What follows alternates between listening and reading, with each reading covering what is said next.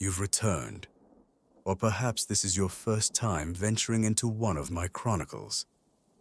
In either case, I must remind you, brilliance demands consistency. To ensure you remain abreast of my latest deductions, I suggest you subscribe.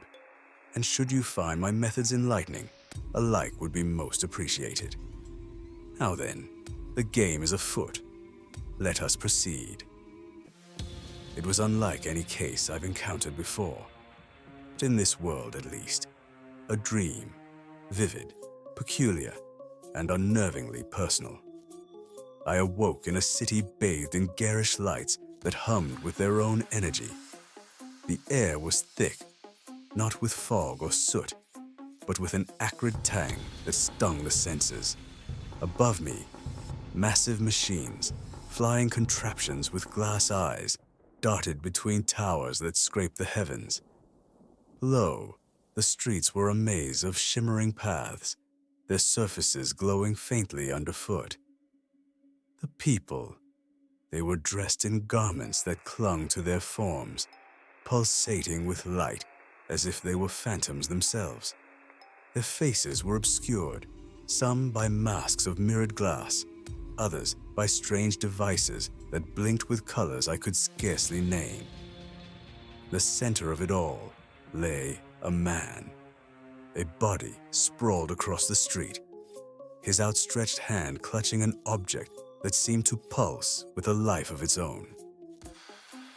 I approached the man, noticing the peculiar scorch mark on his chest, a perfect circle, as though he had been struck by a concentrated beam of light.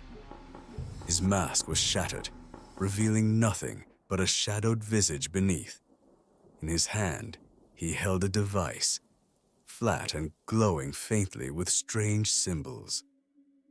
Symbols, lines and shapes that seemed to shift and dance, evading comprehension. The crowd murmured in hushed tones, their words distorted, yet one term emerged repeatedly: hacked. The term implied an assault of the mind or spirit, I deduced, and the scorch mark suggested a weapon of immense precision. But there was more, a faint trail of burn marks leading away from the scene, vanishing into the labyrinth of neon streets. As I followed the trail, the streets twisted and coiled upon themselves, their pathways lit by signs that blinked and pulsed in alien tongues. Automaton sentinels, humanoid but lifeless, patrolled the intersections, their mechanical eyes scanning the crowd. The trail led me to an alley shrouded in darkness, where the air grew heavier and the glow of the city dimmed. There, I discovered a door unlike any I'd seen, smooth, metallic, and without a handle. As I approached, it slid open with a hiss, revealing a corridor lined with glass panels that flickered with images. The images were fleeting, faces, places, numbers, none of which I could decipher. At the end of the corridor sat a man, or what once was a man. His head was bald, his eyes replaced by glowing mechanical lenses, and his fingers were long, spindly appendages connected to wires that pulsed like veins. He called himself Operator. "Sherlock Holmes," he rasped, his voice metallic and cold. "You found your way to the grid, but you will not escape unchanged." The code was a labyrinth of numbers and symbols, shifting constantly. For a moment, Watson, even I doubted myself. The patterns were maddening, slipping through my grasp like sand. But then, there it was, a sequence that repeated, subtle but deliberate. I entered the solution, my heart pounding, not with fear, but with the thrill of the chase. As the final symbol aligned, the console displayed a single message: trust no one. Operator's laughter echoed through the chamber. "Even now, you fail to see the truth. Trust no one, Holmes, not even yourself." Walls began to dissolve into light, and I felt the grid pulling at me, unraveling my very being. And, Watson, I awoke. When I opened my eyes, I was back in my chair, but this time, I wasn't alone. From my pocket, I produced a shard of glass, its surface etched with shifting symbols that seemed to glow faintly in the dim light. Watson's eyes widened. Holmes, what is that? I held the shard up to the firelight. An artifact of the dream, Watson. Or perhaps a relic of the grid itself. It glows as though alive.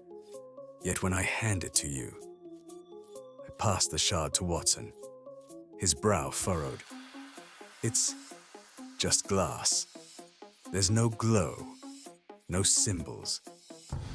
Curious, I murmured, turning it back in my hand as the symbols reappeared.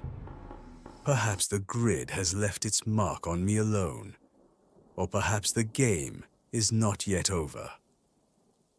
Watson leaned back, his face a mixture of concern and disbelief. Holmes, surely this is some lingering effect of an overtaxed mind. Dreams cannot leave artifacts, much less artifacts visible only to the dreamer. Can they not? I asked, raising an eyebrow. Tell me, Watson, do you truly believe the human mind is incapable of traversing boundaries it does not yet comprehend? I turned the shard again, watching the symbols dance in the firelight. Perhaps the grid is real, a construct of the mind, or some plane beyond our understanding. Or perhaps, paused, a faint smile tugging at my lips. It is simply another mystery, waiting to be unraveled. Watson shook his head, his tone laced with both frustration and admiration. Holmes, you're impossible.